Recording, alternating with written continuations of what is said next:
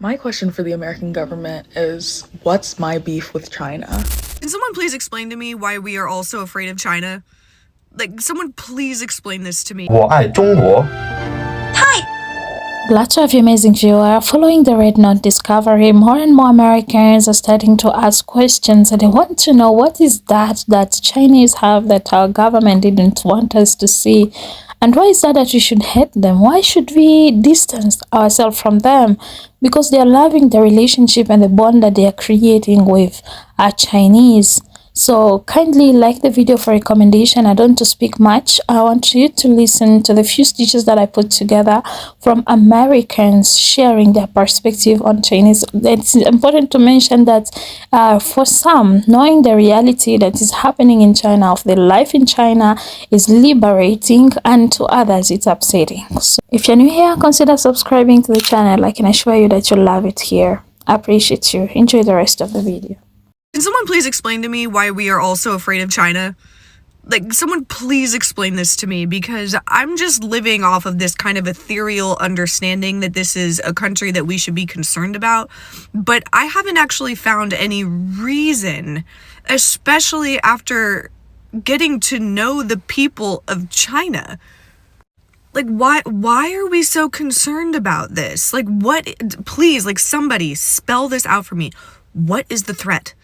I don't understand, because it seems like there's just this kind of like action spy level movie kind of idea of what might happen if we form some kind of like deep alliance with this country, or we allow them to know us. I don't, someone explain this to me.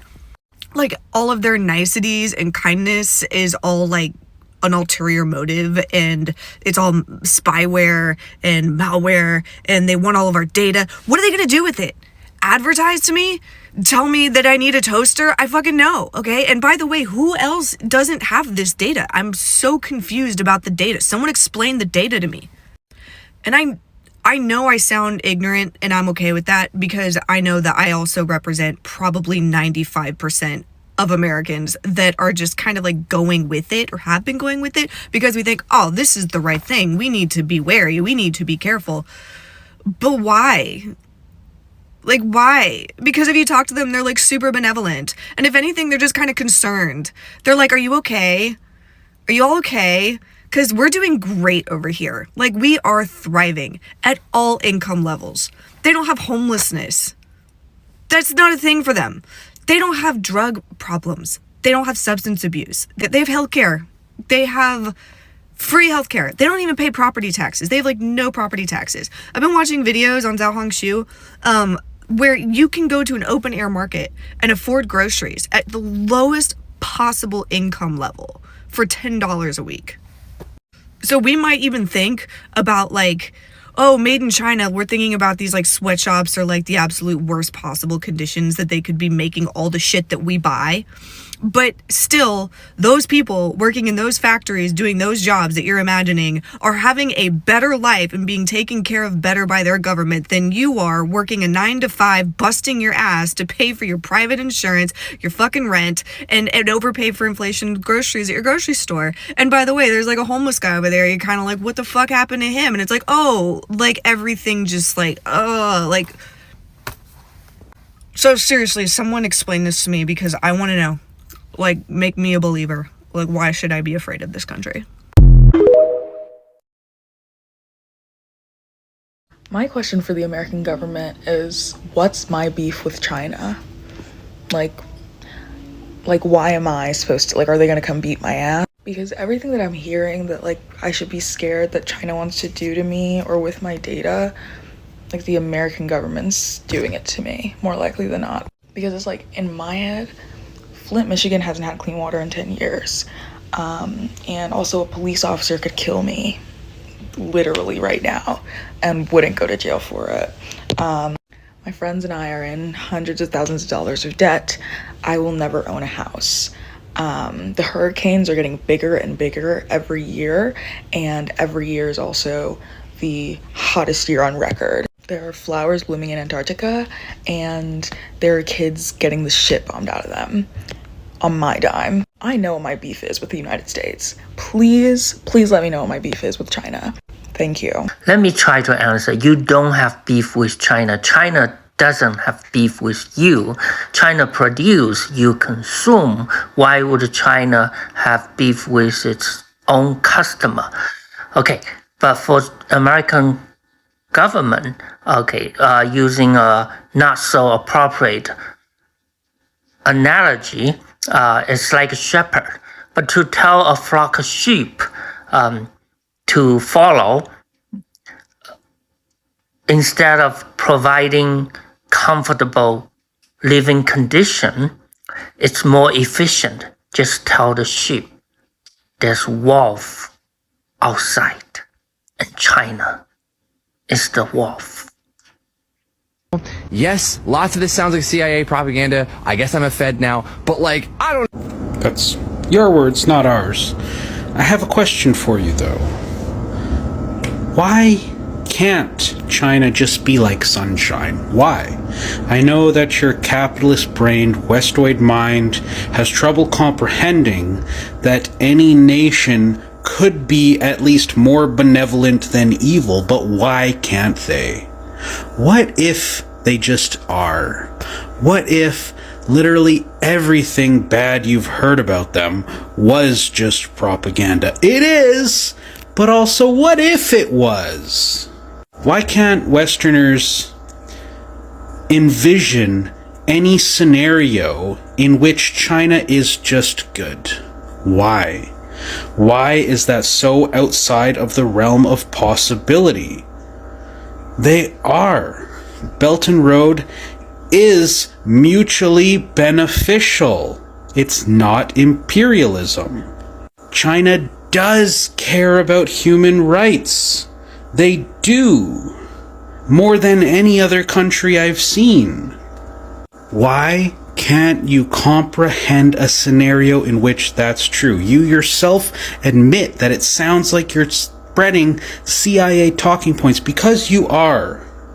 Nothing you've heard about China in the West is true.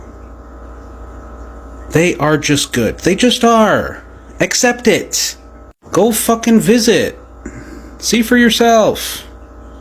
Let's step into the liberal brain for a second here. This comment was posted on a video where I said that China does care about human rights.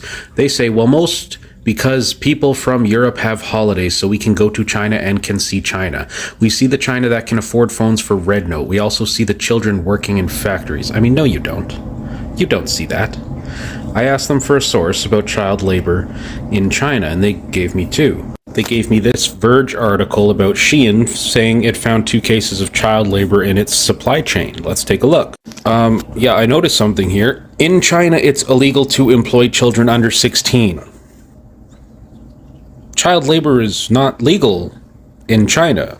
This article is about how Shein found 2 instances of it and immediately severed ties with the people that were using child labor, which was illegal, by the way.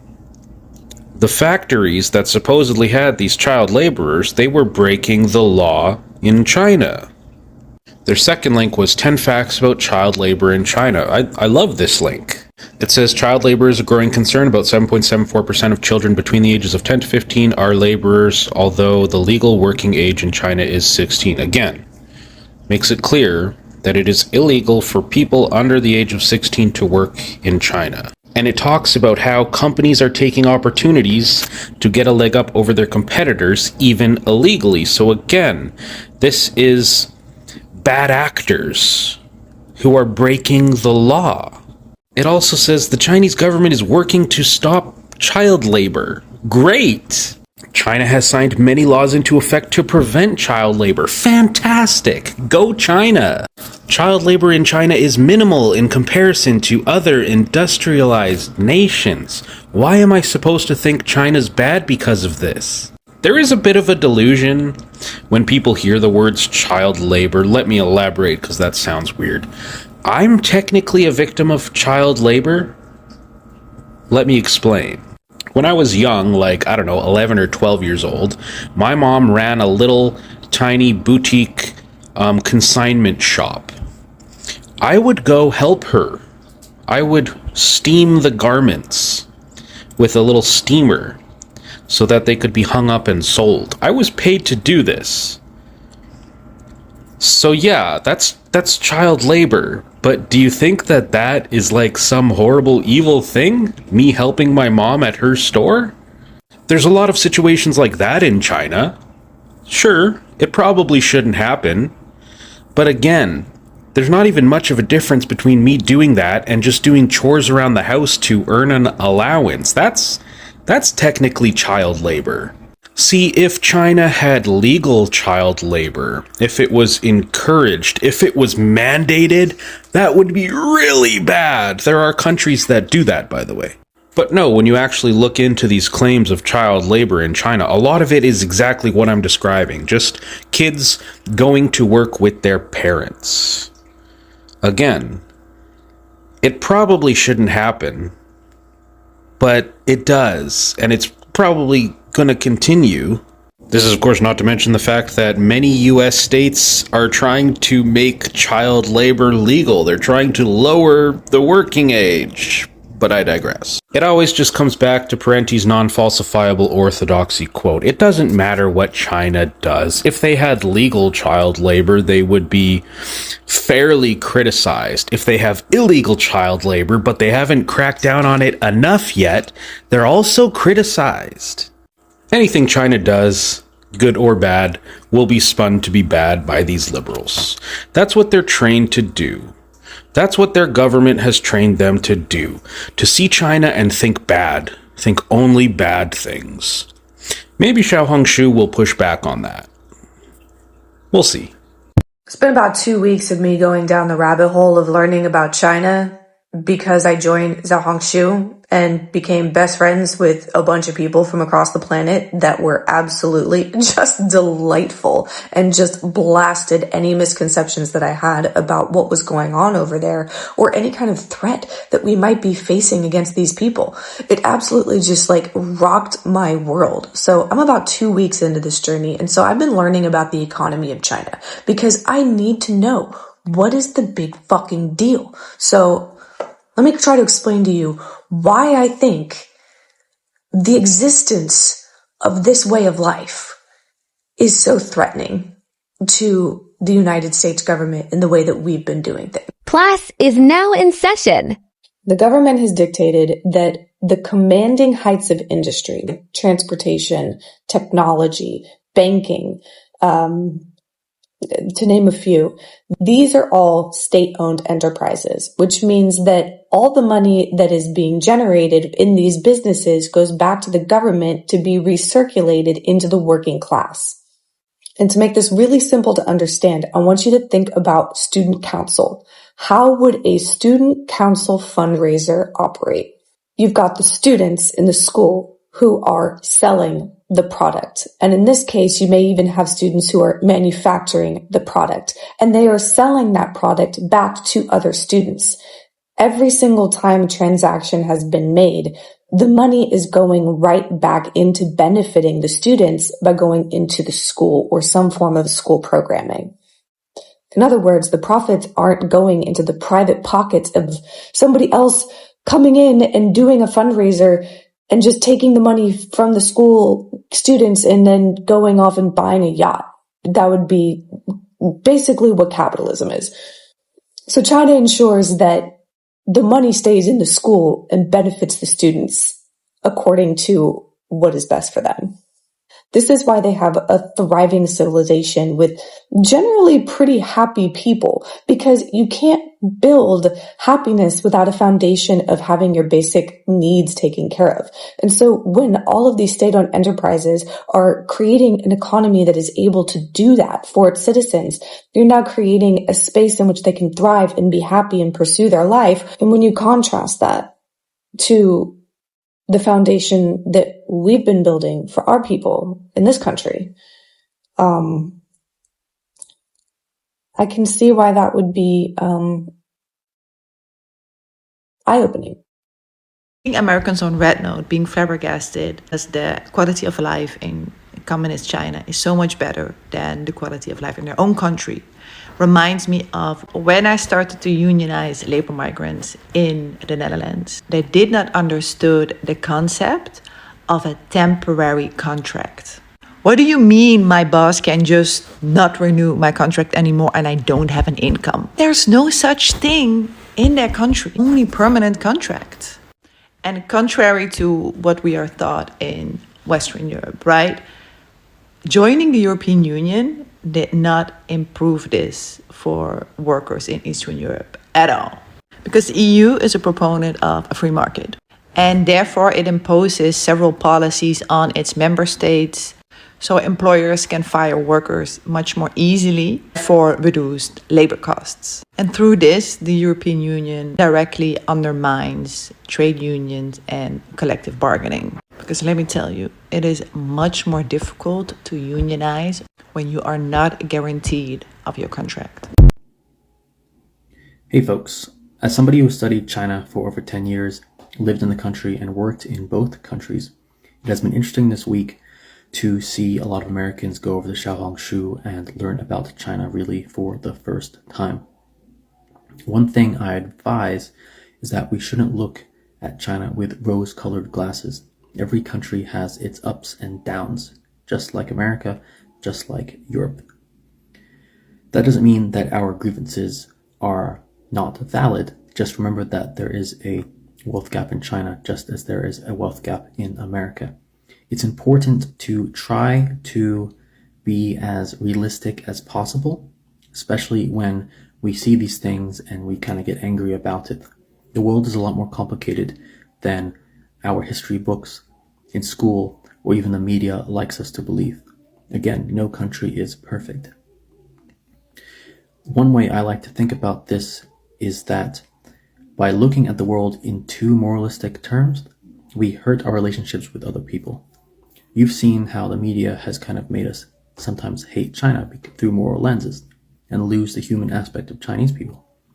But it's also led to people in America hating their fellow Americans based on ideology. But if we think for a second, a lot of the arguments that the leftists are making come from the same place as the right wing. Maybe their conclusions are different, but I believe that they're actually both connected to China. For example, a lot of you guys complaining about the cost of living in China and the living state of Chinese people is connected to the jobs going over to China over the past 30 years due to American companies bringing manufacturing over there. And that's the same thing that the right wing in America has been complaining about for the past 20 years too. I don't know if Trump's plan is going to work, but this is an area of commonality between the two people. But this doesn't mean we should be hating people who did these things. We should be asking, first, was it possible for these jobs to remain in America? Because what would have happened if those manufacturing jobs stayed in America? Well, would the pollution be as bad as China? Would inflation be even worse now than we are complaining about at the moment? Another thing to remember is politics in the world is very important. Another reason that a lot of companies moved over to America was actually out of this plan that American and European governments believed that perhaps by making China more capitalist, they would become democratic. We also need to remember that in the 70s and 80s, we still had the Cold War, and the West believed that by being better friends with China, the Cold War would end, because China had become kind of not very good friends with Russia at that time. And eventually the Soviet Union did fall in the 1990s. Hopefully you are following this. I'm just saying that there are a lot of complications in the world, and a lot of the actions that were made that led to the modern day were done through calculations, sometimes based on morals. Not all of them were kind of based off this evil rich man kind of view.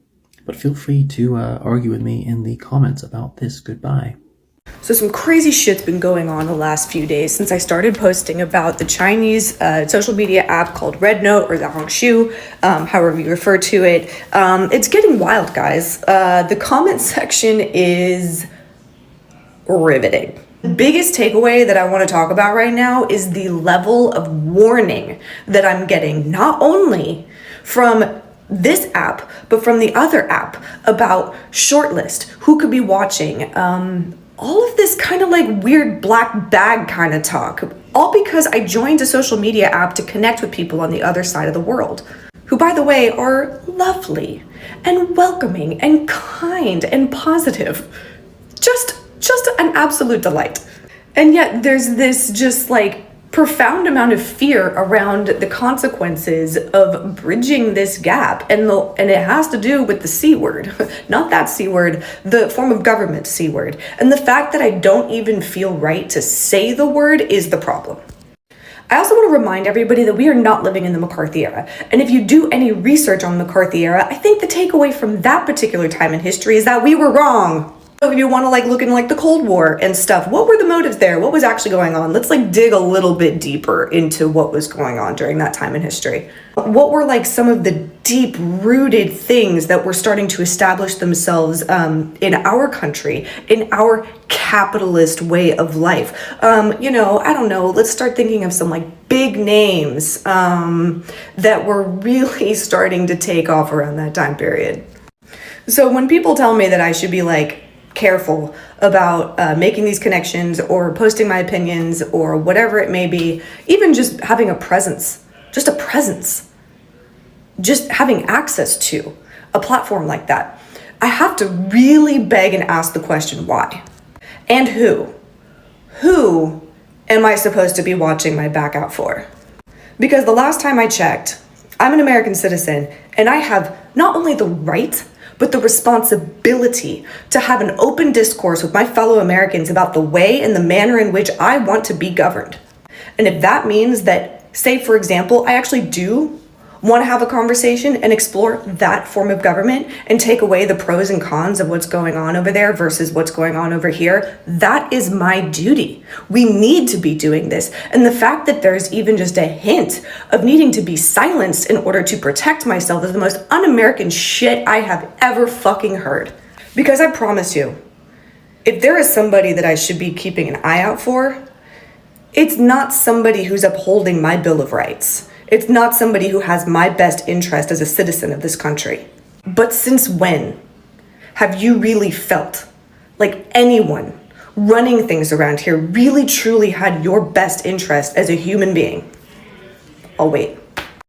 And I think the big underlying thing, the elephant in the room, is that if we start seeing how they have been treating their citizens under that form of government, we might start asking more questions about the way we've been letting things go down in our own country. And that is what we should be doing in order to keep the morals and American values that our founding fathers put in place for us, that people have fought and died for. This is what we need to be doing, guys. It's not a time to be fearful of what might happen, because people that do not actually serve us might come.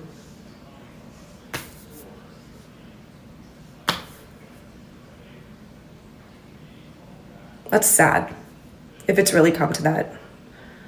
That's not the world I want my kids to grow You've up in. watched this extent. What's popping? What's in your mind? What do you have to tell us? For me, I'm learning a lot, because from the analysis I've done, I've come to realize that in the world, we only have one conflict, and it's based on ideologies. I love the analogy that this Chinese birthing of the wolf, when your father knows that what they're doing is wrong, so they will make sure that you're scared of stepping out of that door so that you don't meet people who are living better and challenge your ideology. So this education system, like the whole thing, the whole capitalist system, is wired in a way that it's locking Americans in one corner to not to see the truth. And what is the most liberating path to follow than to educate yourself? And those who don't want to educate themselves are the ones who are still sinking in those ideologies. And we would want to see more and more people come out, because, as I said, I believe in the US. I believe that America can be great again. it can be great. If at all it was great at some point, because in history, I think it was great at some point, you know. So we are advocating for those who are not living the life and also viewed in this big umbrella of great America, while they are not even close to greatness. They are crying on the internet. They can't afford their daily needs. They can't afford their basic needs. They can't afford healthcare. They can't afford, you know, Africa is great. Oh my goodness. Yeah, Africa is great. Let me say that again. Africa is great. We know the US is great for those whose pockets are full. But what about these others who can't afford life, who can't get to enjoy the fruit of their labor, but they are there to benefit those big pockets that are never full? But what we say, are they really going to be full one day? Let me stop it here. Thank you for being here. It has been a lengthy video, and yeah, we are always here to do lengthy videos. So yeah, that was it about this video. Kindly subscribe, like the video, comment, leave your thoughts in the comment section. Let's interact, let's have a conversation, fruitful conversation, objective conversation that will help us move forward, and also support the channel. I appreciate you.